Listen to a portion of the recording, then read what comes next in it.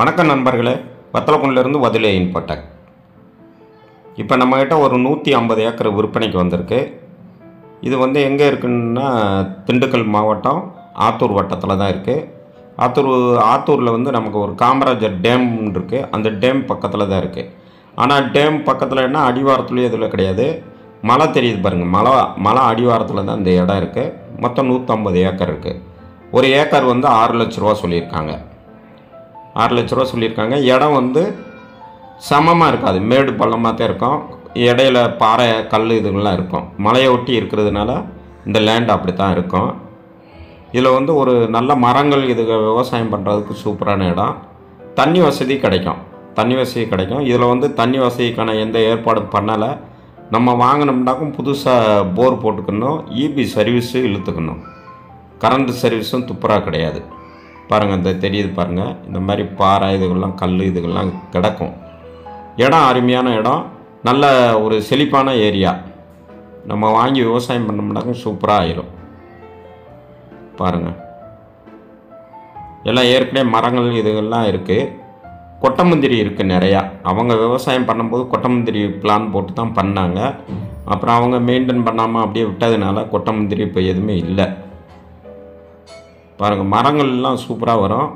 நம்ம மர விவசாயம் இல்லாமல் மாமரம் கொட்டமுந்திரி இந்த மாதிரி விவசாயம்லாம் பண்ணாலும் சூப்பராக வரும். தென்னை மரமும் வைக்கலாம். நம்ம தண்ணி ஏற்பாடு பண்ணிவிட்டு தென்னை மரம் இதுக்கெல்லாம் வைக்கணும்னா சூப்பராக வச்சுக்கலாம். சொட்டு நீர் போட்டு வைக்கணும். பாருங்கள், இதில் கொஞ்சம் சமமாக இருக்கும், அப்புறம் பள்ளமாக இருக்கும், அப்புறம் மேடாக இருக்கும். அந்த மாதிரி தான் இடம் இருக்கும்.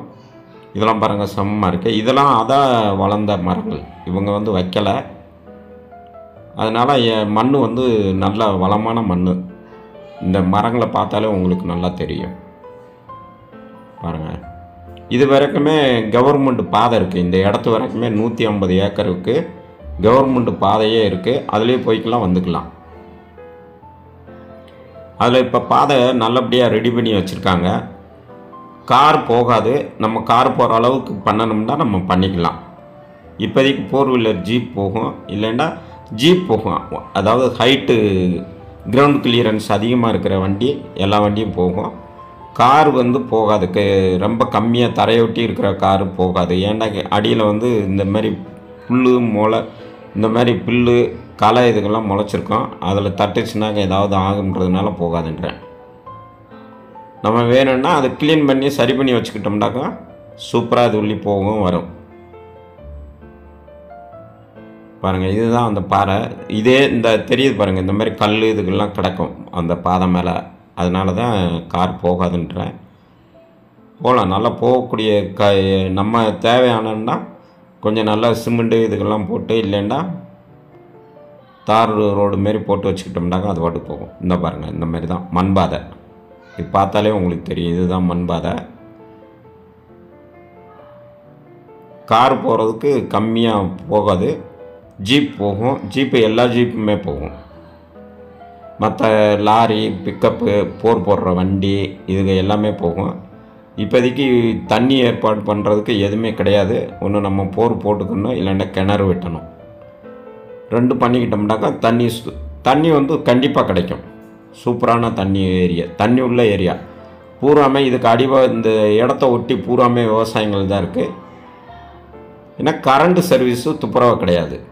நம்ம கரண்ட் சர்வீஸ் வேணும்னா புதுசாக வாங்கணும், இல்லைன்னா நம்ம சோலார் போட்டுக்கணும். அந்த காலத்தில் தான் நமக்கு கரண்ட் இல்லாமல் நம்ம எதுவுமே பண்ண முடியாதுன்னு யோசிக்கலாம். இப்போ சோலாரே போட்டுக்கலாம். ரெண்டாவது, இது கரடு மலையை ஒட்டி இருக்கிறதுனால நல்ல வெயில் அடிக்கும். இங்கே ஜில்னஸ்லாம் இருக்காது. நான் எப்பயுமே வெயிலாக தான் இருக்கும். அதனால் சோலார் மூலியமாக போட்டு இந்த பாதை தெரியுது பாருங்கள். இந்த பாதையை வீடியோவில் பார்த்தாவே உங்களுக்கு கரெக்டாக தெரியும். பாருங்கள், அதனால் நான் ஜீப் போகும்னு சொன்னதுக்கு அதுதான். மற்ற காரெல்லாம் ஏற முடியாதுன்றலாம் இல்லை, போகும். ஏதாவது தட்டுனா சிரமன்றதுக்காண்டி தான் நான் கார் போகாதுன்னு சொன்னேன். மற்ற எல்லாமே இடம் சூப்பரான இடம். இது பார்க்கையில் அப்படி தான் தெரியும் நமக்கு. அப்படியே காட்டில் கரெக்டு மேலே இருக்குது, மரமாக இருக்குது, செடிகள் நிறையா இருக்குது அப்படின்ட்டு. இதெல்லாம் க்ளீன் பண்ணி நம்ம விவசாயம் பண்ண ஆரம்பிச்சிட்டோம்னாக்கா ஒரு சூப்பரான இடம். அங்கே தெரியுது பாருங்கள், அது பூராமே இது கூட சேர்ந்த இடம் தான். பூரா கொட்டமுந்திரி இதுக்கு போட்டிருக்காங்க. நெருக்க இருக்குது கொட்டமுந்திரி. எங்கெங்கேயோ நிறைய போட்டு அந்த காலத்தில் விவசாயம் பண்ணது. அது பூரா இப்போ அவங்க சரியாக ஒரு 10 வருஷமாக மெயின்டைன் பண்ணாமல் போட்டதுனால அது அப்படியே ஒவ்வொரு இடத்துல பெரிய மரமாக இருக்கும், ஒவ்வொரு இடத்துல மரமே இல்லாமல் இருக்கும். ஏன்னா இப்போ விவசாயத்தை வந்து நம்ம தொடர்ந்து பண்ணிக்கிட்டு இருந்தால் தான் நல்லா ஒரு அருமையான இடமா மாறும். கம்மியான இந்த ஏரியாவில் கம்மியான விலையில் உள்ள ஒரே இடம் இந்த இடம் தான். என்ன இடம் வந்து அதிக 150 ஏக்கர் இருக்குது.